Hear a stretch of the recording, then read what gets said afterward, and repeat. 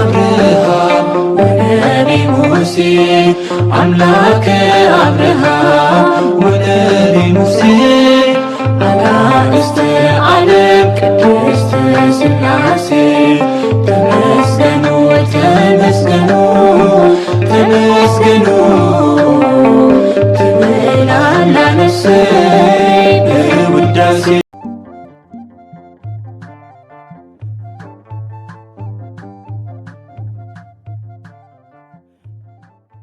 በስመ ሥላሴ በስመ አብ ወወልድ ወመንፈስ ቅዱስ አሐዱ አምላክ አሜን። ሰላም እግዚአብሔር አምላክ ምስ ኩላትኩም ይኹን። ስድራ እግዚአብሔር አምላክ ከመይ ውዒልኩም?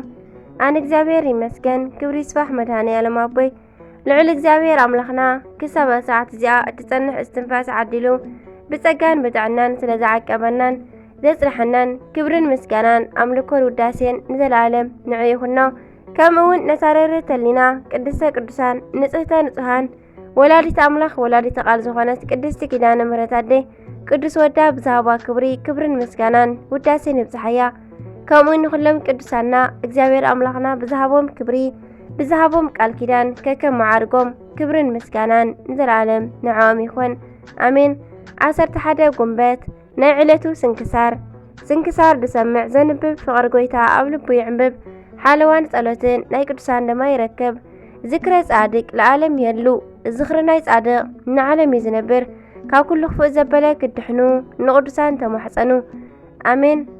ጉንበት 11 እንኳዕ ክብረ በዓል ናብ ክብረ በዓል ሊቅ ቅዱስ ዓመታዊ ናይ ቅዱስ ያሬድ ዕረፍቲ ወይ ከዓ ዝተሰወረሉ ብሰላም ኣብጽሐና። ዓብይ ሊቀ ቅዱስ ያሬድ በስመ አብ ወወልድ ወመንፈስ ቅዱስ አሐዱ አምላክ አሜን። ቅዱስ ያሬድ ብ505 ዓመተ ምህረት ኣብ ኣኽሱም ኣከባቢ ተወልደ። ክውለድ ከሎ ከዓ ኣዲኦም ክርስትና ወይ ከዓ ታኡኪልያ ትበሃል ነበረት። ኣቦም ድማ ይስሐቅ ወይ ከዓ ኣብዱ ይበሃሉ። ሊቁ ብህፃንነቱ ምስጢር ወይ ከዓ ትምህርቲ ስለ ዘይርድኦም ዝነበረ ኣዝዮም ይሽገሩ ነበሩ። ትምህርቲ ዘይርድኦም ኮይኑ ዘይኮነስ ጥበብ እግዚአብሔር ንምግላጽ እዩ ዝነበረ። ምንም ትምህርቲ እኳ ዘይርድኦም እንተነበረ ጾምን ጸሎትን ዝፈቱ ንመብርሃን ድማ ምስ ወዳ ብልቢ ብፍቕሪ ዝተኣሰሩ እዮም ዝነበሩ። ሓደ መዓልቲ ግን መምህሮም እንተፈተንዎም ምንም ክሕዙን ክምልስሎምን ስለ ዘይከኣሉ ገረፍዎም ቀጽዕዎም እውን። እቲ መህረምቲ ድማ ኣዝዩ ስለ ዝተሰምዖም ካብ መምህሮም ከብሊሎም ማይ ኪራሕ በጽሑ እሞ ደኺሞም ኣብቲ ሓደ ጽላል ኮፍ በሉ እሞ ድሕሪኡ ድማ እግዚአብሔር ብጥበቡ ብሓሰኻ ወይ ከዓ ብጻጸ ከም ዝመሃር ገበሮም። እቲ ሓሰኻ ከይስልጸዎ ነቲ ተሰኪምዎ ዝነበረ መግቡን እንደወደቐ እንዳደየበ መበል ሻውዓይ ክወድቕን ክድይብን ከሎ መበል ሻውዓይ ግዜ ግን ኣብ ወጻእጽኣ ኣብ ላዕሊ ኮይኑ ክበልዓ ከሎ ሪኦም ንሶም ድማ እዚ እኮ ንእሽቶ ፍጥረት ክንሱሲ ነዛ ሒዝዋ ዘሎ ብብዝሑ ድካም ከይሰልቸዎ ከይደኸመ ደኺምኒ ከይበለ ዘውፅኣ እሞ ዝበልዓ ዘሎ ኣነ እውን ክምለስ ኣለኒ ብምባል ብልቦም ተስፋን ትዕግስትን ብምሉእ እምነት ናብ መምህሮም ተመለሱ እሞ ይቕሬታ ሓተቱ። ትምህርቶም ቀጸሉ። ብጾምን ጸሎትን ስግዳንን ነብሶም እንዳቐጽዑ ድማ ንእግዚአብሔር ከመስግኑን ክልሙኑን ጀመሩ። እሞ ቅዱስ እግዚአብሔር ኣምላኽ ድማ ብቅድስቲ ድንግል ኣዲኡ ገይሩ ጽዋእ ልቦና ምስጢረ ጽዋእ ኣስተዮም። ኣብ ዝሓፀረ ግዜ ድማ ንኹሉ ሓድሻትን ብሉያትን ኪዳን ብምልኡ ተረድኦ።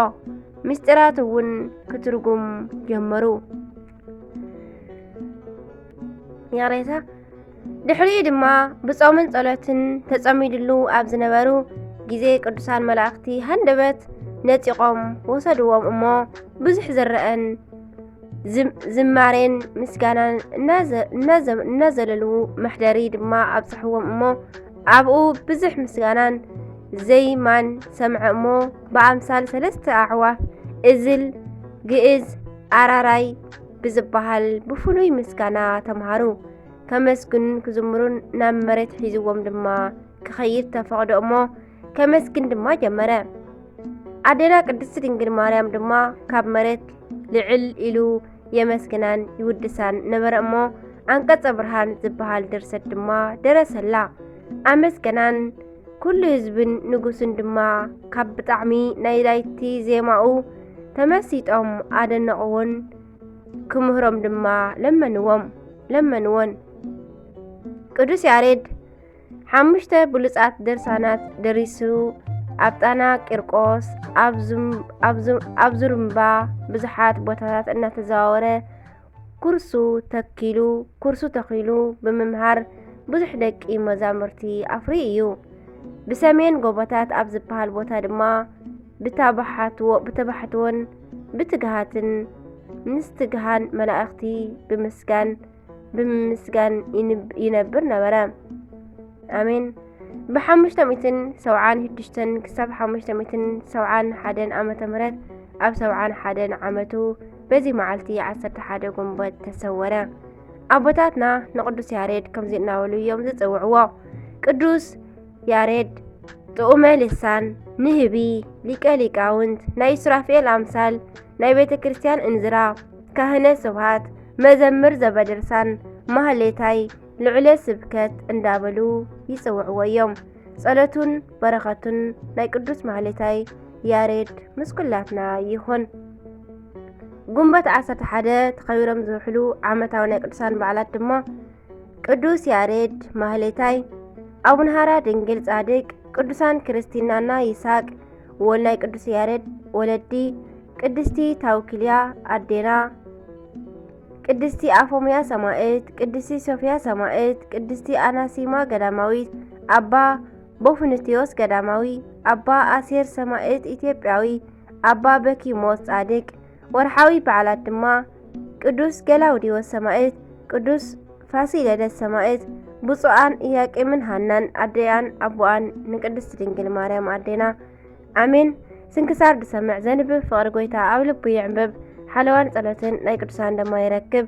አሜን። ዝወደቐ ዝነጠበ ካብ ኣናበባ ካብ ቃላት ካብ ዜማ ኩሉ ብኣፈ ቅዱሳን ትጓን መላእክት ተኣርምልኝ። ወስብሐት ለእግዚአብሔር ወለወላዲቱ ድንግል ወለመስቀሉ ክቡር። አሜን አሜን ለይኩን።